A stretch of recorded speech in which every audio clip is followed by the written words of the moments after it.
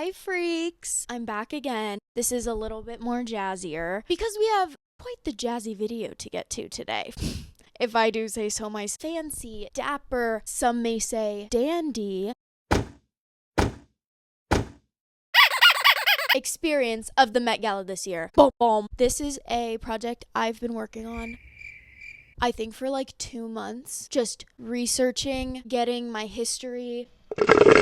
Electrolytes. I've been getting my history in, and I wanted to bring to you guys, because I know y'all are some fashion lovers out there. I know there are some girls that are going to get me on this, okay? And I hope you're right here. Your butt is in the chair, because we get each other, because we get it. So today, we're going to be talking about the Met Gala theme, super fine tailoring fashion, a story of the black dandy. It's so incredible. Like, I just can't wait to tell you. I love clothes.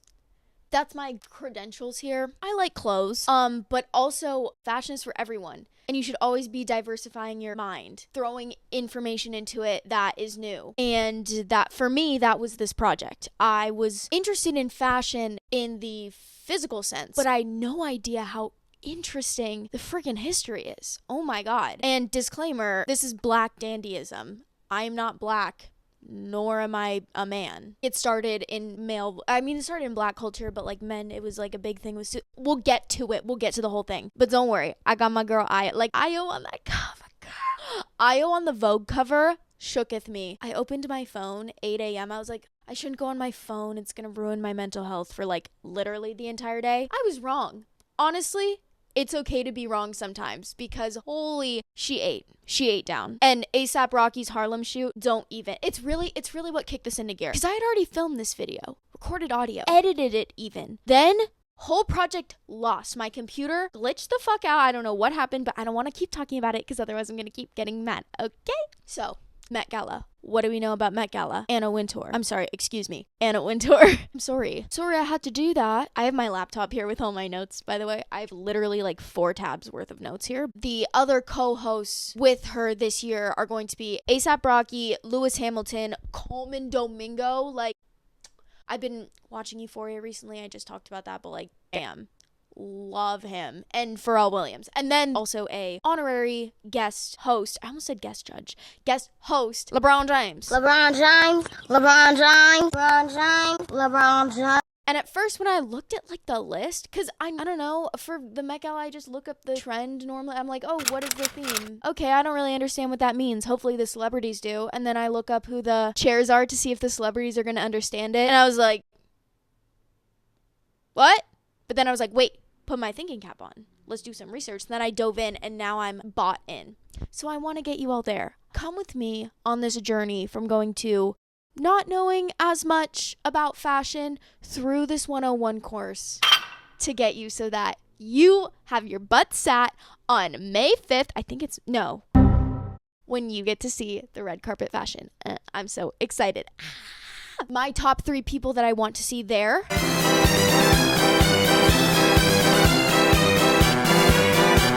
Doechii. Can we just talk about her Grammys look? Anyone could wear and it would work. Her acceptance one with the big hips, because the exaggerated hips. The one on the carpet where it's like curvy pinstripe suit, but also like it's cut off at the top here, so it looks like it's strapless, but with the Tom Brown long collar cuffed.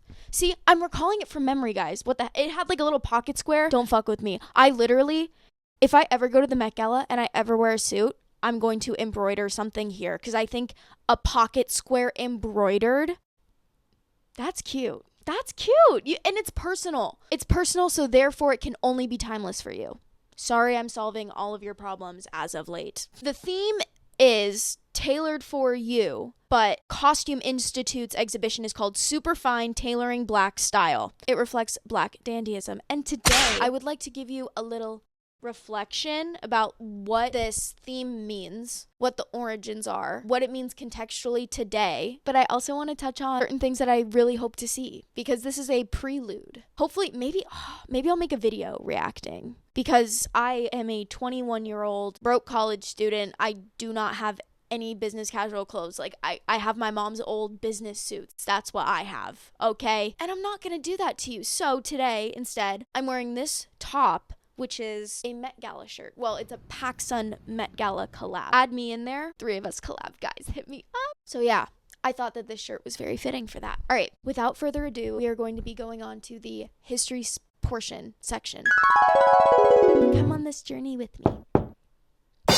Met Gala fashion. Met Gala 2025 fashion 101. Kind of hate that. So dandyism is what is being showcased here. It's a form of aestheticism that at its core, and coming from the Met Gala's website, I want to make sure I get this quote right. Dandy was a term used to describe someone, often a man, who is extremely devoted to style and approaches it as a discipline. The style of dandyism, the aestheticism, was brought about in the 1800s. Slave trade was happening. A lot of servitude was going on. And for some of the slaves and servants, they got to work in the house and therefore had to wear fancier clothes than maybe necessarily other workers. Because of this, like a little way that butlers used to rebel was just spiffing up their suits with super fine tailoring. Whether that was first adding a cuff to your pant leg, the lapels, we talked about the pocket square, that's what we talked about. Tailoring the fit to fit you. I swear to God, if I see any poorly fitted garments at this year's Met Gala, it's literally tailoring. The garment should be made for you in that moment, okay? And that's on a period. Because in addition to that super fine tailoring that they were doing, they were using little gestures and developing personalities and characters because they were interacting with whoever their masters were. So they had a little bit of camaraderie, not necessarily camaraderie, but some form of relationship. That kind of led to a very clever wit being developed and this becoming more of a trend. And out of something that was such a travesty, so terrible, something that should have never happened, but also that we should never forget so that it does never happen. Despite it being initially imposed on black men, these uniforms became suits of honor almost, and became your personality when you were told to be faceless. When you were expected to blend in, it was a way to stand out, but only to the people who you wanted to know, who you want them to know your personality, which is so fair. Fashion is all about expressing personality, which is why I absolutely love this. And you can see it all throughout style. Like when we get to the friggin' 1900s, everything just explodes. Cartoon characters that wear suits, they're big, oversized, all that stuff. That's a zoot suit, by the way. And that was actually a huge political marker when we were fighting in the war. There were certain communities, there were some Hispanic communities and black communities that were still like, I'm gonna dress the way I'm gonna dress, but like still obviously helping with like the world war going on. But some people found it unpatriotic. There were literal riots over these suits for like 3 days in like June of one of the years of the 40s that we were fighting the war, over the fact that the suits used so much fabric. Then after World War II, when America had an economy boom and a social boom and just like capitalism was flying, guys. We were flying high. People could zoot suit whatever the fuck they wanted and they could wear literally whatever. Now in a postmodern era, that was like modern era. Now we're postmodern. I would say from like for the last 100 years, at least, there has been so much development in this style alone of how this started as a great tragedy and ended something that is so powerful, like it's being exhibited at the Met Gala. There's so much meaning behind this, and I obviously can't offer that perspective, so I hope if anyone who has that perspective wants to chime in here, you of course are always more than welcome to. And I think that this exhibit is going to be really well done. Because if you just look at the A$AP Rocky shoot in Harlem, it's so super finely tailored to him and his story, and it's really inspiring. So I really recommend that you guys all go look at that. I would say during the last 100 years, dandyism has gone beyond fashion. It has transcended just that art form into all art forms. If you think of, Andy Warhol, Grace Jones, all of those are modern age dandies. Andy Warhol with his paintings, are you kidding me? Are you kidding me? His art is fantastic. He's out there boots in the house. Like, yes. And it's because he was authentically himself and he was proud of his sense of expression. It's taking yourself seriously enough to let go. I think that's what encapsulates dandyism, because then you can really express your wit and charm and everything that makes you unique. So that's kind of the little history and legacy of dandyism. Now, this, I know we started talking about this, but the top 3 people I want to see, Doesn't mean we're going to see them. Top 4, actually, who are going to absolutely slay. 1 guy and 3 baddies. 1, Zendaya. I think she like hosted a few years ago. And she always slays. She eats down. It's her and La Roche. Ooh. Bowing. Literally bowing down to you, La Roche. There's no one else I would want to style me just because I don't have that perspective. And La Roche himself is a dandy. Like, his work is so beautiful. I love the way that he uses and understands colors and patterns and textures because I like textured clothing and the shape and the structure of it. I just think that like he works really well. Obviously, all of his work is fantastic. Just Zendaya reminded me of that. And I also want to see Doechii. I know I spoke about her earlier, so I'm also saying her. I want to see Tyler, the Creator. I want to see his take. I don't know if he's going to be there because obviously none of us know. I really hope he does though, because like he is a creator. We need to have him there. And you got to let artists be artists. So let him in. Let my man cook. Let him cook.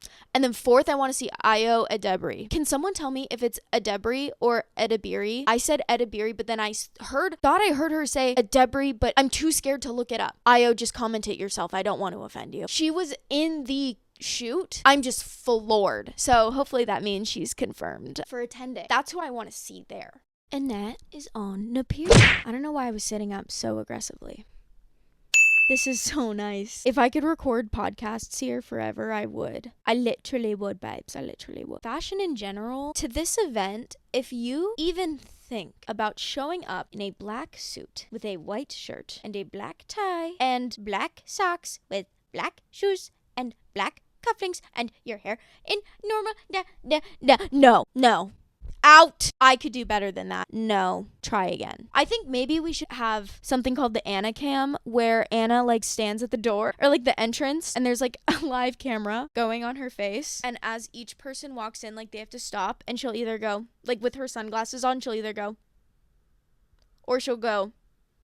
And they'll either be escorted up the stairs or out. Honestly, it's kind of ridiculous. Some of the fashion sometimes, it's a little ridiculous. I'm paranoid. I need to stop being so goddamn paranoid about my setup not working. Because I lose my train of thought.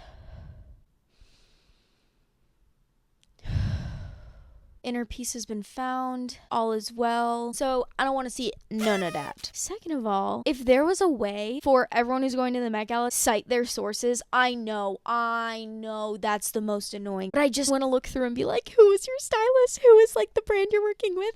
I know that they do that if they post on Instagram, but also like I want to be like, why'd you choose them? What's the significance? Give me a summary. What should I be receiving from this? Did I get it? I personally, what I hope to see, play on gender or like the masculine feminine spectrum, feminine suits, but in an interesting way because postmodern meaning of dandyism is personal and it's a window into your soul. You don't just have to put on a white fedora and a brown jacket and nude colors, whatever. If that's your style, that's one thing. If that's your vibe, that's one thing that you're going for. But if your vibe is color or texture or certain fits, lean into that. Make it your own. Take archivals and make them your own. This is supposed to express you. I want that personal aspect.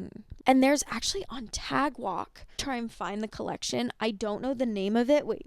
But what if I do? Okay. HC Victor and Rolf Fall Winter 2024 Paris Couture. I feel like I give colorful person. I love earth tones. I love a good neutral. I need to be leaning into those more. But I also love color. And I love different hues of color that build on one another and add a level of taste. I think that these suits are really fun. They're structurally super freaky and weird, to be honest. This collection was so cool that it makes me want to like look into their archives or something. That would be really cool. I would lean into my colorful, vibrant personality and low key, I want to see Olivia Rodrigo slay the house, boots down on the red carpet, and I want to interview her. I want to be like, Olivia, what are you wearing? Who are you wearing? She's the best. I want to know this guest list. I want to know what Emma Chamberlain's wearing. I want to know what the fuck LeBron James is wearing. I need to know that. Because that has to be super fine tailoring. Because you cannot tell me this 6'5" looking ass is getting any archival pieces on. I'm sorry. I don't think he is, guys. I don't think it's happening. And that's okay. Because you know what? He's going to make it his own. full story. And that's the tea. Thank you all for joining me. This has been such a treat to sit down and express fashion to you guys. Now I'm gonna spend the next however many days and weeks editing this. You should be getting this nice, sexy little video right before the Met Gala, so you can be all prepped and ready. If you like my videos, thanks. Literally, thank you so much for being here. Please like and subscribe. Go to my communities post. Let me know what videos you want me to make. I'll see you soon. I'm on my way.